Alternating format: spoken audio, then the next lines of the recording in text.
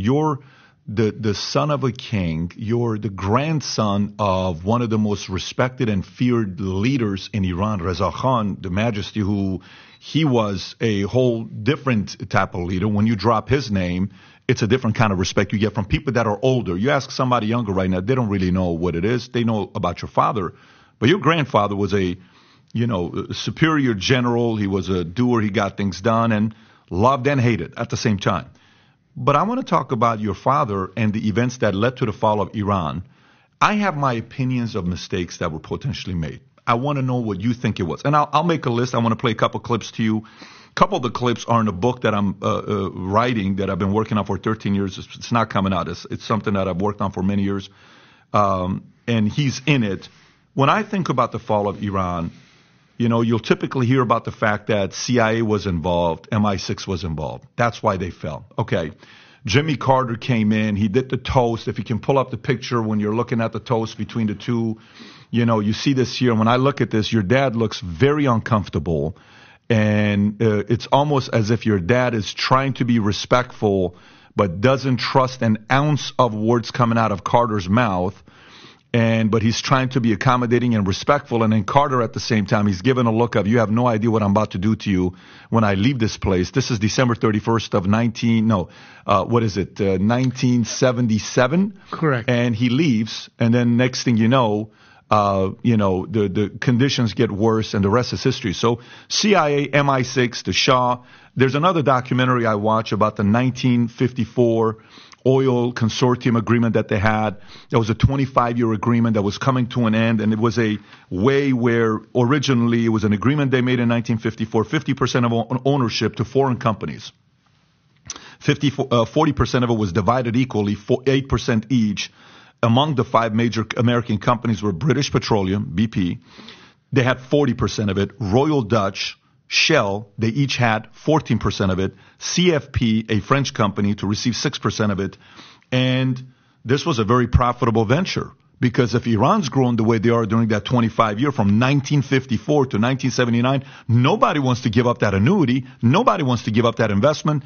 There's some documentaries done about the fact that it was a meeting in Central or South America about what they can do for your father to fall. That's a different conversation that comes up. And then there's a couple other things, comments that he made, way before there was a President Trump calling out the fake news. Your father was the first one that called out fake news. I don't know if you remember the interview. If you want to play this clip, I want to play this clip and kind of get your reaction of this. This is October 24th. 1976, I want to say, 60 Minutes. He's sitting with Mike Wallace, and you've seen this before, but I just want to get some commentary on this. Go ahead and play it, Rob.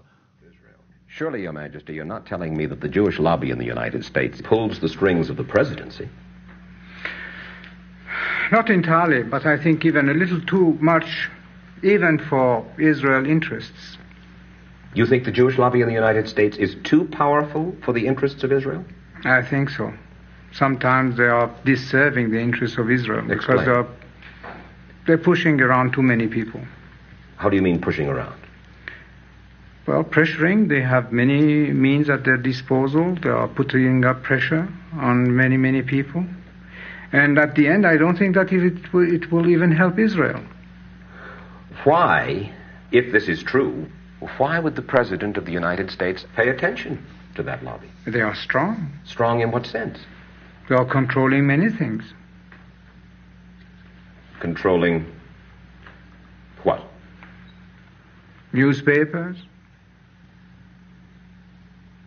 medias, Your Majesty. Banks, finances, and I'm going to stop there. Well, now, wait just a second. You really do believe that the Jewish community in the United States is that powerful? They make the media reflect their view of foreign policy? Mm-hmm.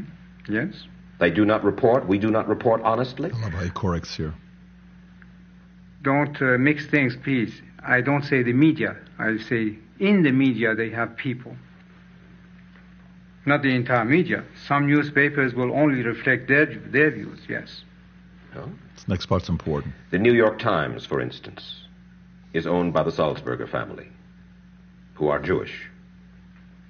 Are you suggesting that the New York Times is biased in its treatment of the question of Zionism, Israel's existence, the United States' relationship with the Arab world? I will have to put all the articles of the New York Times written on this subject and draw the conclusion. You can put this to the computer and it will answer you. What you're saying is that, yes, you do believe. Well, let's wait for the answer of the computer. Washington Post? The same. The networks? Less. I must say you are speaking with your characteristic candor. Pause right there. So when you're hearing that to today, CIMI-6, Jimmy Carter, 1954 Oil Consortium, him calling out mainstream media, and then I'll give you this last 20-second clip if you want to play this, Rob, when he's being interviewed on, not this one, the one where it's right there, the first 20 seconds, if you can play this. Probably, and maybe more, because we are going to invest in the UK. Have you been able to assure the British government that you'll be investing much of the money we pay you for your oil in British industry? Sure, because I think that our right country here. In the next 10 years will be what you are today. The smile coming up. He can't hold it. In the next 25 years, according to other people, I'm not saying that, will be among the 5 most prosperous countries of the world. When you become something like that... So to me, I enjoy sports post-game interview more than the game. I'm that guy. Like, I like to watch Michael Jordan's interview after the game. Great game you had. I want to know how you're going to answer the question. I want to know how LeBron answers question, or Michael, or Brady, of all this stuff, right? I was born in this country. I lived there 10 years. CIMI-6, oil, Jimmy Carter, him calling out mainstream media, you don't mess with those guys, and him calling out the enemy in their eyes saying, we're about to pass you guys up, where his ambitions are being revealed. Were those any of the reasons for the fall of Iran? It certainly is part of the reasons.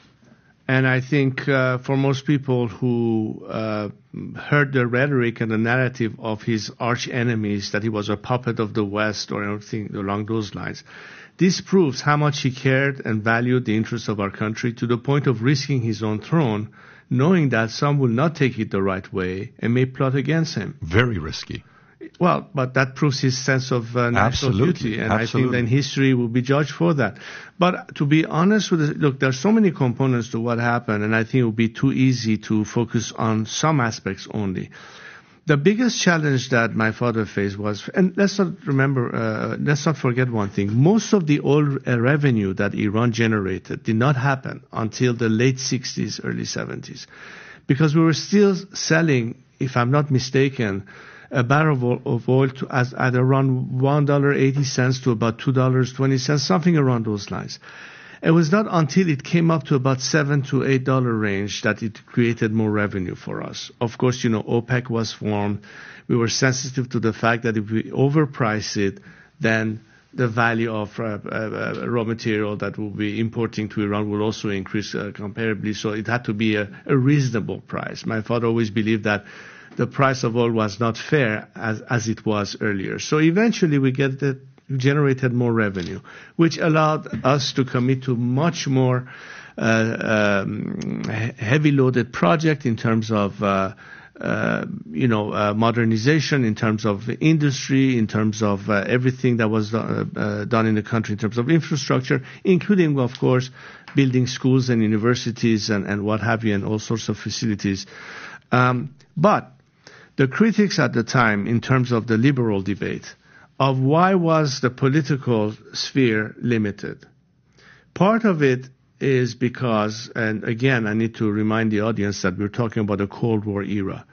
Many of the groups at the time who were critical of the regime were liberal in the sense that they wanted more political participation. But the actual groups that were waging literally war with the regime, including armed struggles, were Marxist groups that were aligned with Moscow. And Moscow's intention at the time was to find a way to somehow annex Iran. as they did in Czechoslovakia, as they did at the time. Iran never faltered. Are you talking about the Two-Day Group? I'm talking about certain groups that were at the time there. And they aligned themselves with the Islamists, which led to this alliance that my father called the alliance of the red and black, which is red being the communists and black being the Islamists. And to be fair, while on this topic, the spokesperson for Today Party pre your father used to be Mossadegh. That was one of the people that represented that community, the communists. Is that a fair statement? Well, actually, most people forget that my father actually nominated Mossadegh to become the prime minister at the time because he believed he would be the best person to push the agenda for nationalization of oil for Iran. As a result of us nationalizing the oil, of course, the British were not happy about that, so our oil was boycotted, and all of a sudden that led to loss of revenue to the point that the Mossadegh government was becoming bankrupt.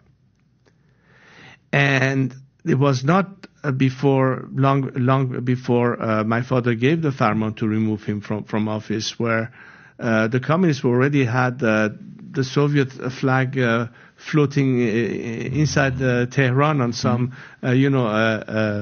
poles, flag poles, meaning that the danger was at the time that the country will fall into the hand of the Russians by means of the Tudeh party taking over. Those were the dynamics of the time. Now, if you took that into one sense and the argument for liberalization in terms of political participation, where is the balance? We didn't have at the time sufficient number of organized parties to create some level of balance. Most of the organized parties were these leftist or Marxist parties, including Tudeh party. So, and you pointed to the fact of how educated society was. Even today, people ask whether or not Iranians are ready to have true democratic, participation. I believe today, yes, but in realistic aspects, let's say the sphere for political openness was completely open. Who would have once, in a lopsided way, prevailed? Now, critics of my father's regime only focus on the fact that there was not political freedom in the sense that you had in the West. There was not. All other liberties was, but the political arena was restricted. But it was not just because he wanted so, because the circumstances was so. But he was still committed to reform. My point is that when we reached a stage where there was a political crisis in Iran, in 1978, a year preceding the revolution, there were many elements within Iran, some of them members of the National Front, who were urging that my father should take a step back from being directly involved in making the decision and become, not exceed the limit of a constitutional monarch and allow for him to, as they say, saltanat bokone na hukumat, which means he will reign and not rule. This was the whole argument then. But the climate went in the direction when the Islamists prevailed with the help of the Marxists, saying, no, we have to completely get rid of the Shah. And therefore, instead of seeking reform of the system, that in fact my father was willing to do that. I mean, this is all Monday morning quarterbacking, but these are the facts because, I've heard it both from this side of the aisle and the opponents of my parents over the past 40 years. And the fact was that there was an opportunity for reform, but it did not lead to that. Now, let's say if Gorbachev had happened 5 years earlier, maybe we would not be here right now. It would have been a different outcome. So to pin everything on foreign elements would not be really fair, but it's not untrue either. So that's one aspect. Some of it was domestic. I think mistakes were made on every front, including my own father. But the opposition, in my view, made more mistakes than he did because he was offering a possibility for reform. They didn't take that. They thought that actually, by bringing this cleric in charge, everything would change for the better. And as a result, by the time people found out what happened, it was too late. And since then, we've been faced with this regime. My point is, what is the lesson in all this? The lesson in all this is, my father at the time, I'm sorry, I forgot one more aspect, which is also important. Right after that clip that you showed me. Which one? The one with Carter being in Tehran and talking about all that. Well, the undercurrent was beginning to shape. And some of these governments, including the French government, who hosted Khomeini as a political refugee, which, by the way, under French law, if given that status of asylum, you are forbidden from conducting any kind of campaign against another government, which was what was assumed. But the French asked my father at the time, after he moved from Iraq to Paris and, went to that location called Neuf-le-Château, which everybody remember. He was not in any form or shape continuing his campaign. And my father assumed that the French would obviously, in exchange for allowing him to go there, in fact, many before that were suggesting, should we get rid of him? And my father was not at all in agreement of making Khomeini a martyr. I'm telling you this because these are not the facts in history that most people have heard, because media didn't talk about it, the revolutionaries didn't talk about it, because these are the facts that happened at the time. My father refused, besides the behest of many of the governments, including the Carter administration, to stand firm. He said, I'm not going to turn my arms against my own people after 37 years of reign. I'm not going to stain my hands with the blood of my own people. And he left voluntarily.